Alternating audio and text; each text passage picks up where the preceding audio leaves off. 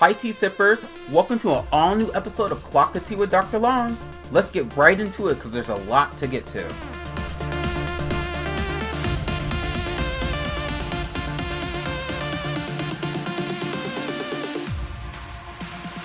Hello again, tea sippers. Welcome to a 10th episode special. I'm your host, Mark Long, and you are listening to Clock the Tea with Dr. Long.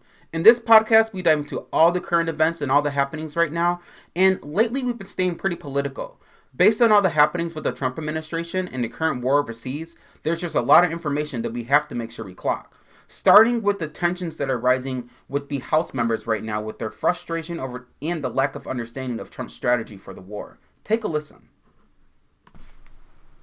Tonight, with the war escalating across the Middle East amid new attacks in Kuwait, Iraq, and Israel, Iran has rejected the latest U.S. peace plan, according to Iranian state television. Have these talks hit a dead end? They have not. Talks continue. They are productive. Late today, Iran's foreign minister claimed there were no official talks. Still, NBC News has learned the Trump administration sent Iranian officials a 15-point plan to end the war through Pakistani intermediaries, according to two regional sources and a U.S. official. They're not going to have a nuclear weapon. That's number one.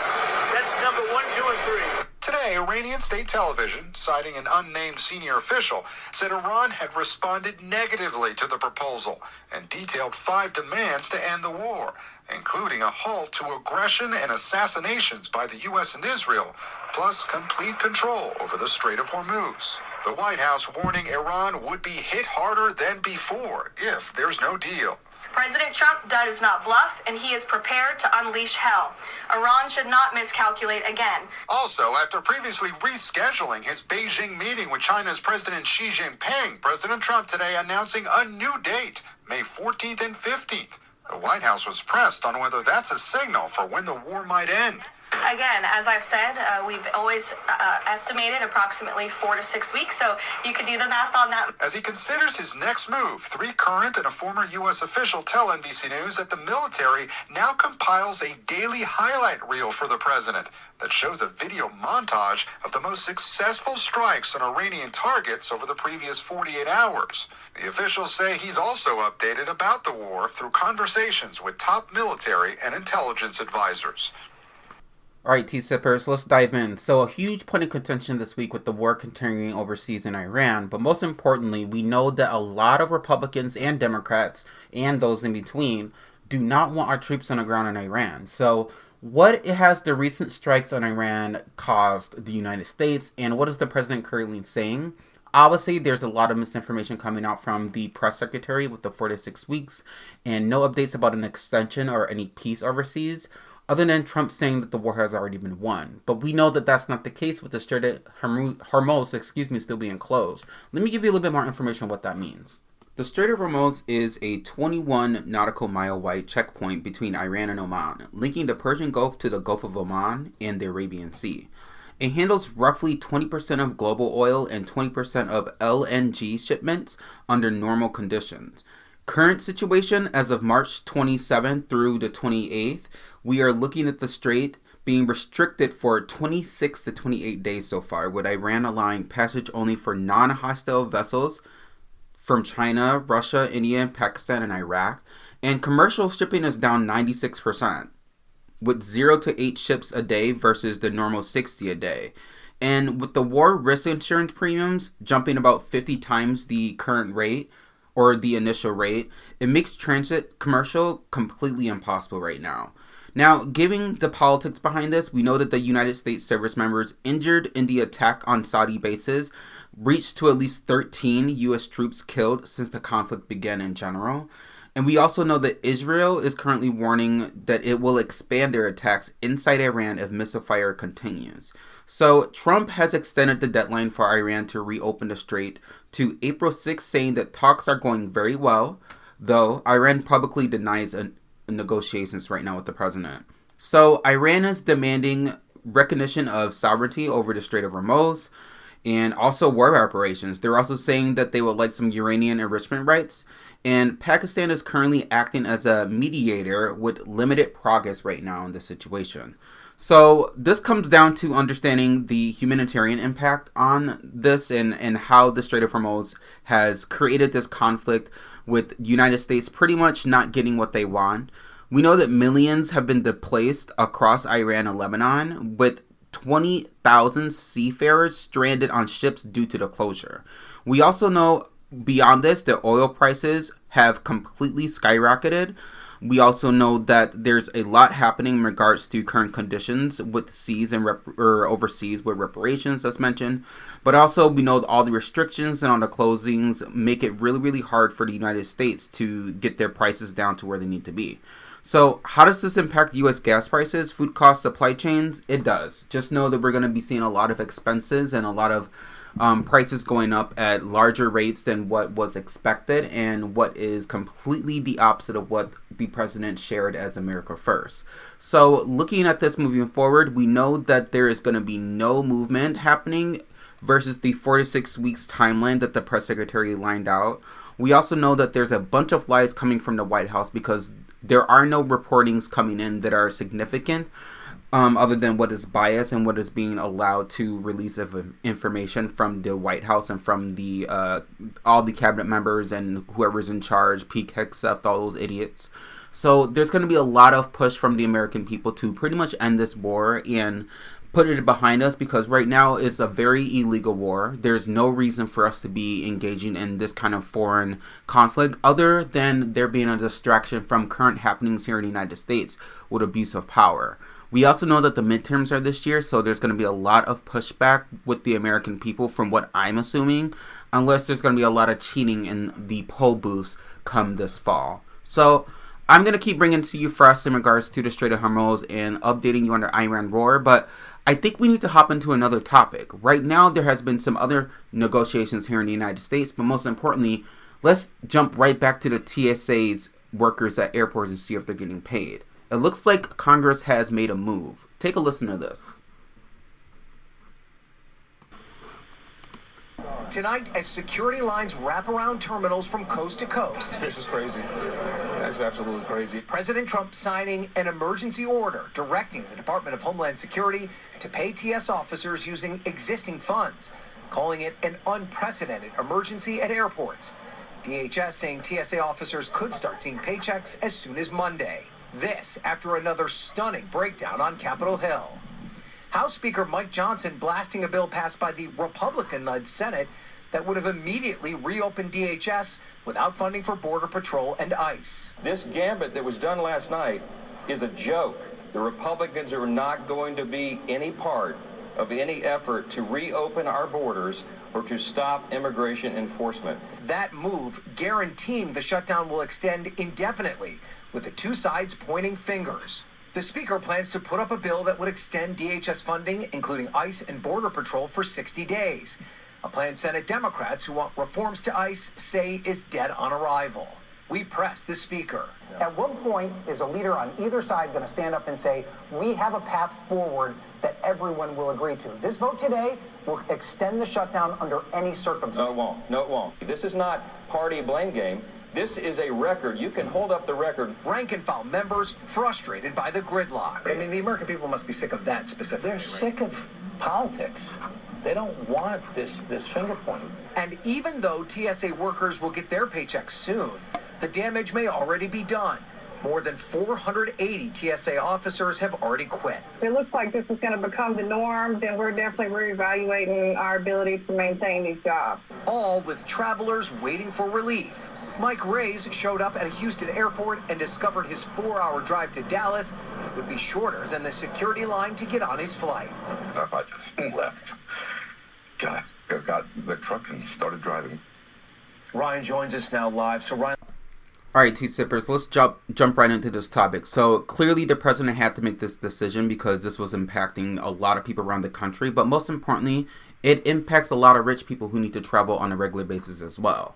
So obviously, the president is going to put his ego to the side to make sure that he can capitalize on a win of a problem that he created with his administration, right? So let's talk about this political storm around Donald Trump. So he signs this emergency order, as just mentioned, and now it's the reaction in Washington is like not obviously not normal. We know not because anybody is opposed to getting workers paid, but because of how he did it.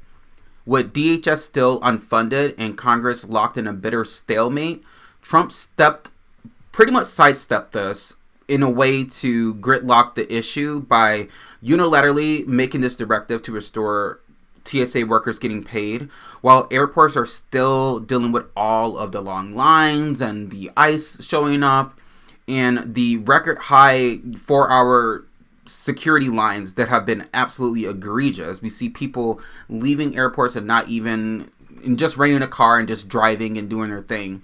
So lawmakers quickly raise a lot of alarms about this presidential overreach, right? And not only is it good for TSA workers that they're getting paid, but Trump was pretty much brushing past Congress's constitutional power of how to handle this. The administration offered no clear explanation of where the money would come from, which has been leading critics to warn that the move might not only be temporary, but potentially unlawful based on the notion that we don't know where this money and where these funds are being allocated. So even some Republicans, while pretty much relieved to see airport chaos ease a little bit, they're privately worried that the order could deepen the standoff rather than resolve it. Now, meanwhile, Democrats accuse Donald Trump of this political theater and these theatrics that he's been playing into and that he's been getting the Americans to be accustomed to because of the slice of DHS funding that's not even being considered because it involves sending more money aside for ICE and border security.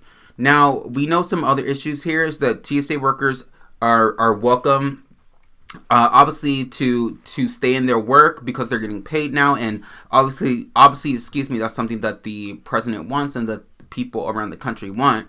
But without a full DHS funding bill, the pressure would return to a moment of emergency funds, which are definitely expected to run dry. So, like, there's no understanding that these funds are going to be continued throughout the rest of even next year this time. So Congress is obviously not willing to bend with the funding stuff right now because we know what's happening is that there's a lack of temporary relief, right? In this plan, there's also a lack of de-escalation of their tactics when it comes to ICE workers and 2 Americans losing their lives. We talked a little bit last episode about what some of these requirements are the Democrats are pushing for, but it just comes down to show you that the president is just using this as a political, theatrical thing to make himself look great, and he could care less about the suffering of actual American people. So take it for what it is, but welcome to the United States while we're also in the middle of a war. It just comes to show you what the current priorities are with this administration, and you all need to remember that when you get to the polls this November. And speaking of getting to the polls this November, a lot of Republicans are starting to switch gears. Yes, so we've covered before that MAGA is starting to pretty much stand up for what they believe, and we have some Congress members that are planning to leave their roles, but most importantly, we saw Marjorie Taylor Greene and a lot of top Republican and MAGA officials call it quits with the current party, or with the current, the current Trumpican party, if you will. And now we have a lot of young Republicans, especially young white Republicans, who are starting to shift away from the status quo that is MAGA. But most importantly, start to shift back into the reality that they want to focus on America first. And with the war happening and the non-prioritization of all of these funding bills being passed or not being passed, and people still living paycheck to paycheck, not seeing gas prices come down, grocery prices going up, a lot of Republicans are paying attention. Take a listen to this.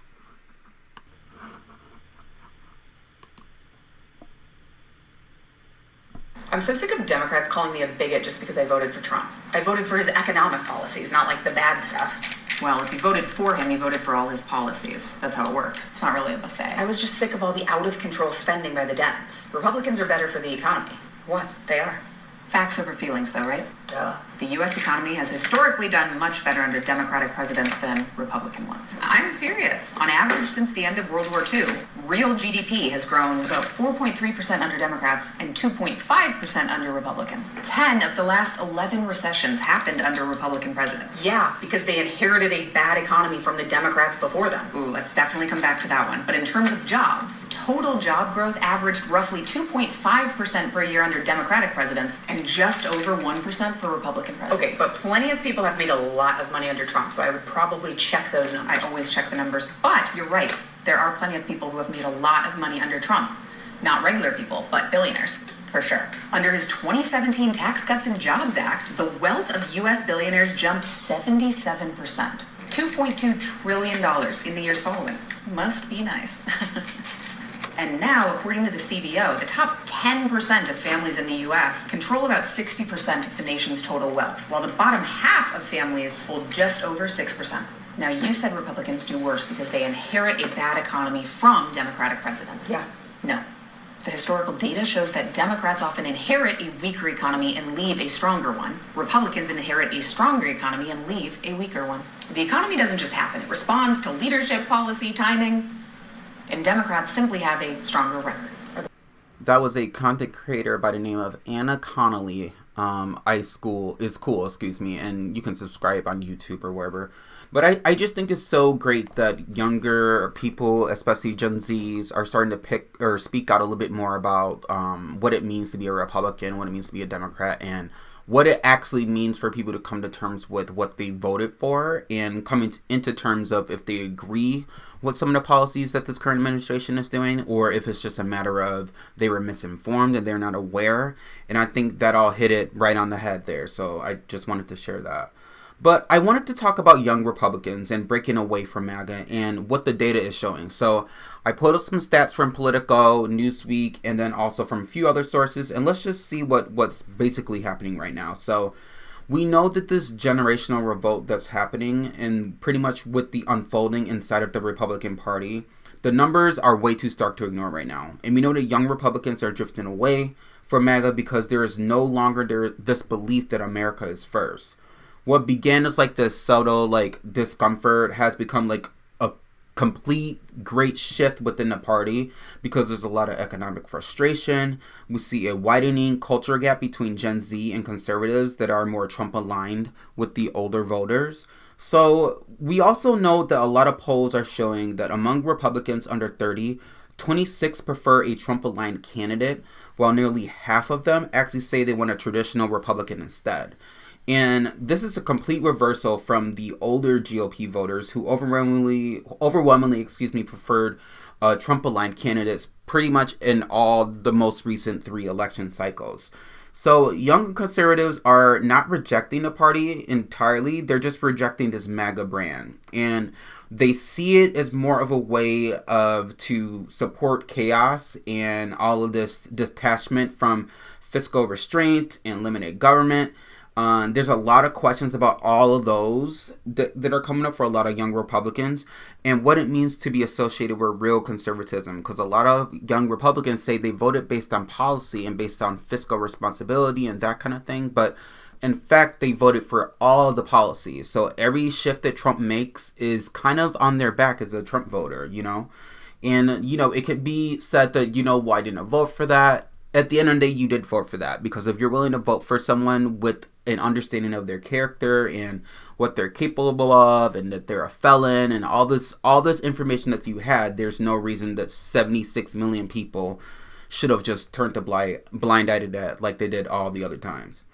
But anyway, back on the topic of the generational break here. So when it comes to immigration enforcement, for example, old Republicans obviously support Trump in the largest of margins, right? While younger Republicans are far likely to basically say the administration has gone too far, while still supporting strong borders and still supporting ICE being around and also supporting the idea that, you know, at least they are being paid and that their workers that are being paid is what a lot of young Gen Z conservatives are associating themselves with in terms of that notion. But there's also this pushback on the escalation of things. We saw that the endless crackdowns on foreign entanglements don't seem like America first, which kind of goes against the notion of regulating immigration and working on things here in the country.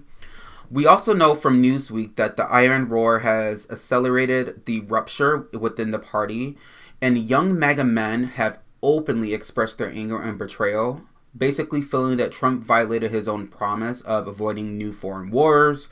We also there's also some talk among young Republicans about disloyalty, and majority of them are still very pro-Trump, up until the point where they feel like they cannot argue with the current stats and the facts that are being pushed out by both parties about why this war is a bad idea and why things in prices have not come down. For example, gas prices and grocery prices and oil, all of that going up, with a constant reminder from the press secretary and from the president that Americans just pretty much need to chill out and wait for things to come into fruition.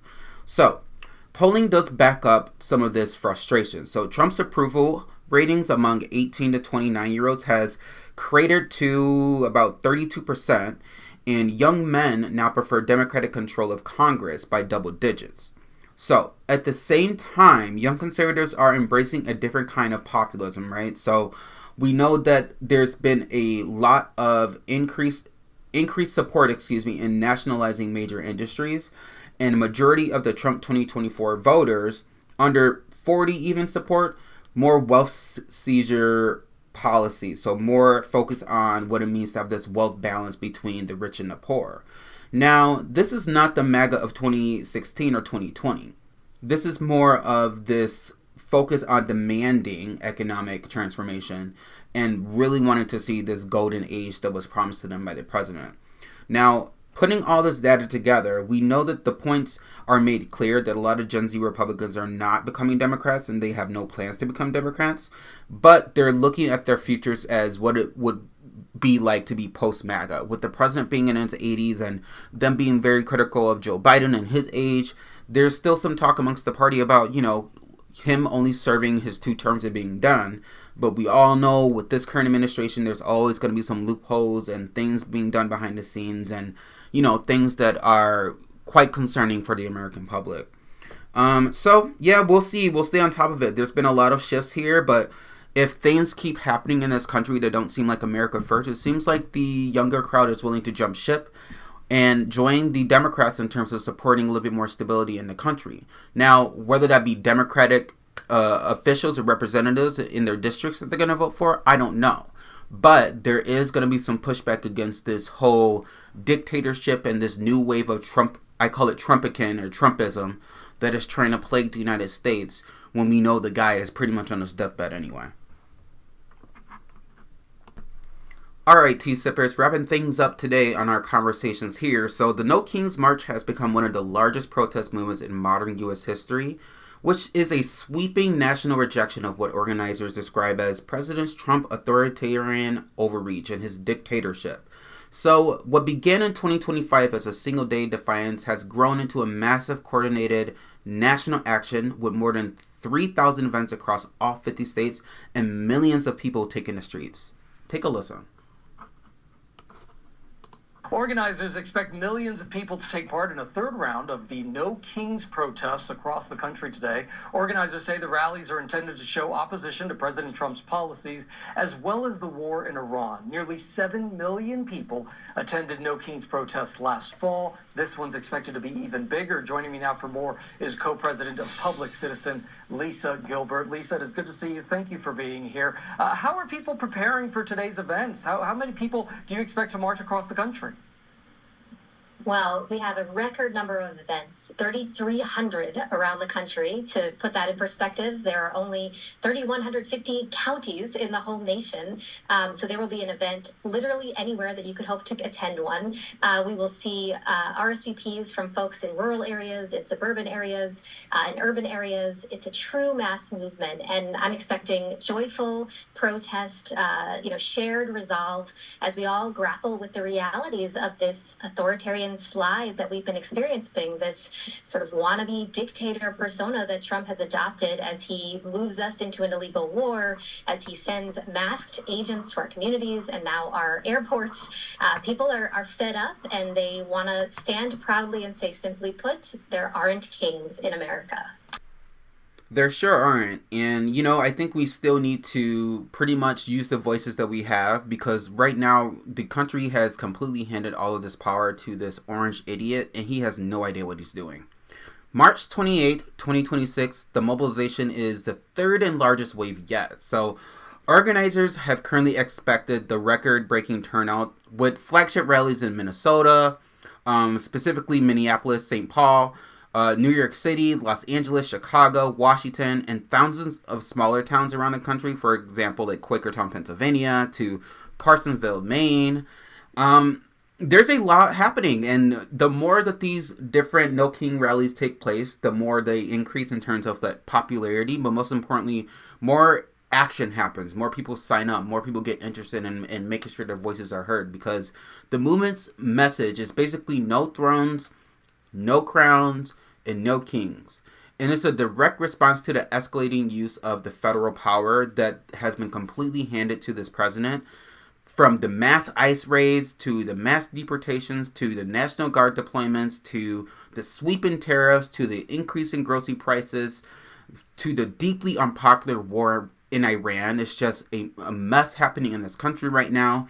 And organizers from Time Magazine is reporting on this.